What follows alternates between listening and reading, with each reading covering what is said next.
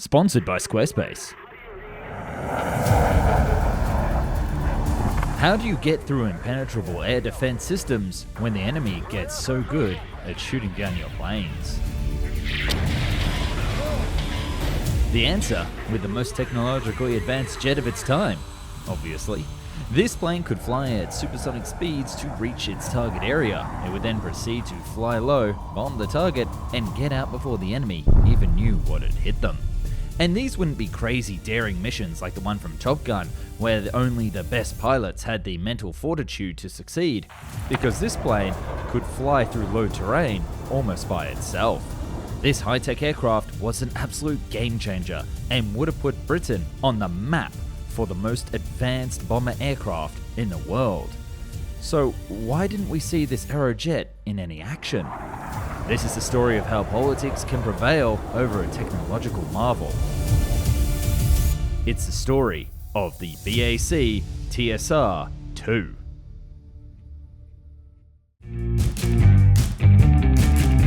During the 1950s, the entire world of military aviation turned towards one concept: jets. The Messerschmitt 262 showed everyone just what the advantages were, and so countries all over the world tried creating their own jet-powered aircraft. Sorry, propellers. The British, a company called English Electric to be precise, had already created one of the best aircraft at the time, the Canberra, which, side note, was actually named after Canberra, Australia, my nation's capital. This jet was amazing for its time and served as a bomber and reconnaissance aircraft. It was fast and had huge wings that allow it to fly at greater altitudes than its rivals. This meant it could simply fly over the enemy lines, bomb or observe the target, and go home before the tea even got cold. It served the Royal Air Force faithfully for many years, but advancements in enemy interceptors started to make it obsolete. However, the killing blow was actually the development of another piece of technology: surface-to-air missiles, better known as SAMs, that became prevalent throughout the 1950s. They could easily be placed to cover a large territory, moved and hidden away to avoid being spotted, and it was very hard to dodge them once they were fired. Yikes. But they did have one disadvantage: flying low. You see, they were powered by radars, and as you may know, they operate with a line of sight, and therefore, if a plane was flying low, the curvature of the Earth or a mountain range would make you effectively invisible at a certain range. Alas, the Canberra simply wasn't up to the task, neither with its speed nor its large wings made for flying high, not low, so something new was needed. The Ministry of Supply and English Electric started to explore ways to replace the famous Canberra. They conducted some early studies, and this formed the General Operational Requirement 339, pretty much a contest for the next generation British bomber. And it was incredibly ambitious, to say the least. The plane would need to reach speeds of over Mach 2, and then when flying low, Mach 1.2, breaking the sound barrier just a few meters above the ground. It would also need a short takeoff or landing capability, and perhaps even have vertical landing capabilities if deemed possible, in the 1950s. Basically, this would be a recon aircraft that could operate in all weather conditions and take night or day photos, but also be able to deliver conventional bombs and the Cold War favorite, nuclear weapons. And don't forget, all of this while flying low at Mach 1.2 to avoid detection. They sent these requirements out to the many different manufacturers, and I do mean many. Because during World War II, a great number of new aircraft companies had popped up all over the world to keep up with demand. And after the war, they were building and experimenting with jets. So here are some of the designs that were submitted. There was the Bristol GOR 339, the Fairley GOR 339, the Hawker P1129, but also allied countries decided to throw their hat into the mix as well, with the Avro Canada Arrow, the Convair B-58 Hustler, and the Republic F-105 Thunder Chief. After these different companies had submitted their designs, one thing became quickly clear. None of them were even remotely close to filling the requirements, not even English Electric. Oh no. Therefore, the government decided to take drastic measures and said, "We expect you to come together and build the planes." And the expect part was obviously an ultimatum. They would only accept submissions from joint companies. Reluctantly, 3 large companies, English Electric, Vickers and Bristol, came together and formed the British Aircraft Industries Company. The project would face many trial issues, but first let's go over the plane that they designed and submitted to the board. The Brits knew that they had to beat the Americans, that this new jet aircraft needed to be the greatest plane ever built. But the funny thing is, while they got to work building this aircraft, they didn't choose to build the best website ever, because they didn't have Squarespace and its fluid engine.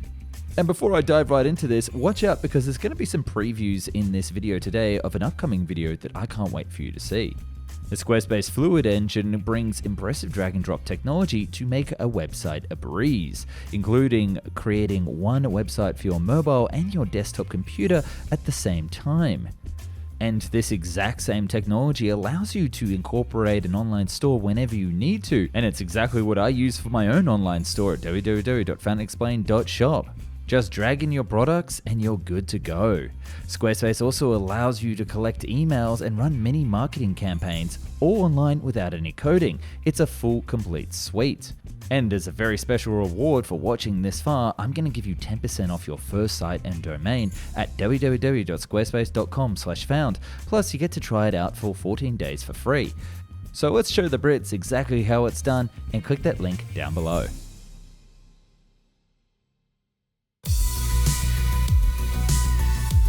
On January 1st of 1959, the project was given a green light. English Electric and Vickers did most of the initial work, and they combined their designs to create the ultimate aircraft. The idea of how the plane would attack targets was now more clearly defined. It would carry around 2,000-pound weapon in the fuselage and have a combat radius of 1,200 miles, or around 1,900 kilometers. The idea was to get as close as possible to the target at a higher altitude and a higher speed than Mach 1.7.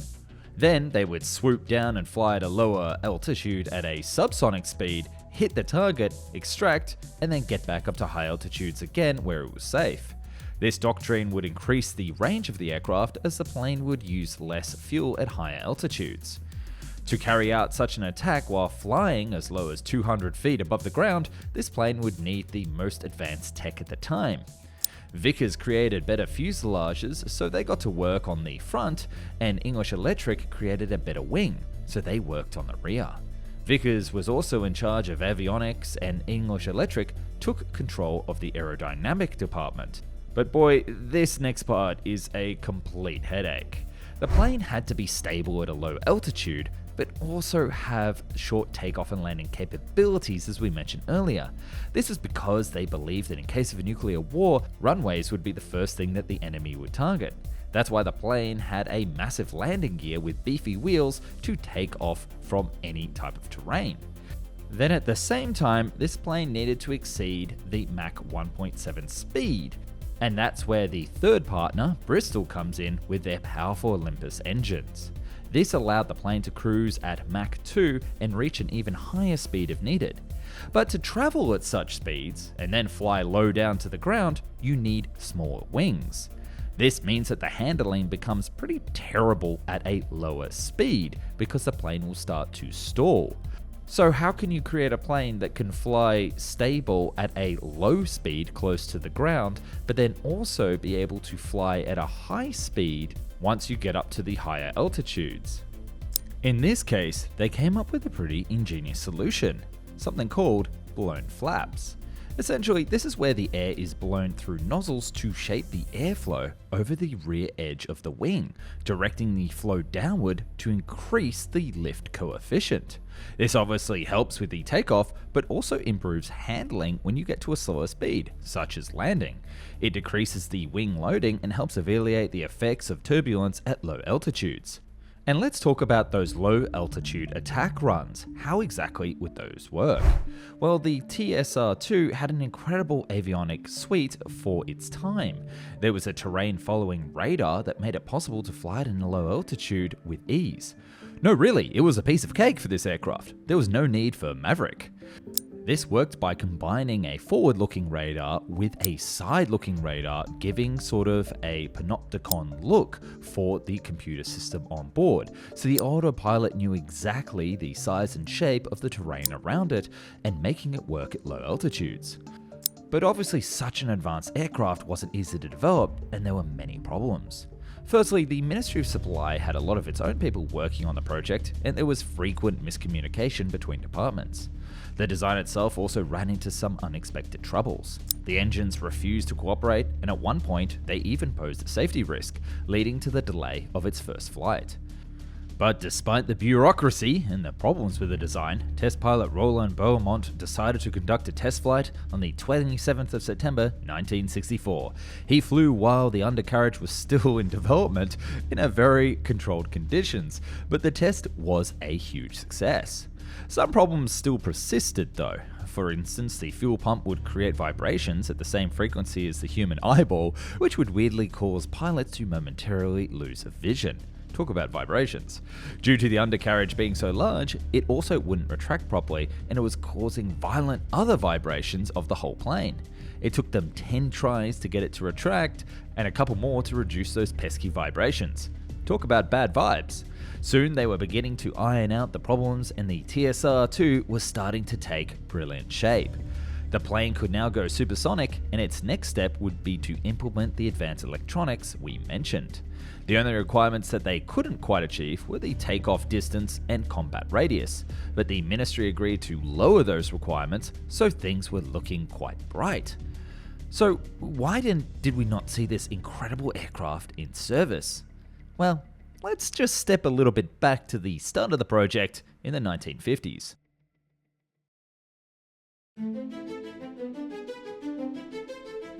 You see, during this time, the RAF and the Royal Navy couldn't agree on many things. The Navy procured the Blackburn Buccaneer, and the Chief of Defence Staff, Lord Mountbatten, supported this choice, claiming that for the price of one TSR-2, 5 Buccaneers could be purchased, and that was a better choice despite not meeting many of the RAF's requirements. In the 1957 Defence White Paper, the Defence Ministry Duncan Sandys expressed his doubts regarding bombers being the future of nuclear warfare. He said that ballistic missiles would be the next great thing, and the RAF disagreed yet again. There were also claims that proven and reliable American technology could be procured at a much more favourable price. Remember those 3 other options that we mentioned at the start of the video that came from North America? Well, they were starting to look pretty attractive without that huge development price tag. But there was also the problem of the nuclear weapon carried on board. It was actually never selected. The government changed the specifications of what kind of tactical nuclear weapons that they would use, and the WE-177A nukes were chosen in the end, but 2 would have to be carried externally.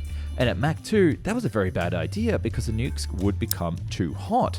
I'm not saying that they would self-ignite, I'm not even sure if that's possible due to sheer wind forces, but I can imagine that they could dislodge and fall on their own territory. Imagine if a plane accidentally dropped bombs on its own country. Who would think? Add to the fact that while the engineers were adamant that they could do it, some problems, like the unreliable engines, still persisted. But what really killed the project was its price.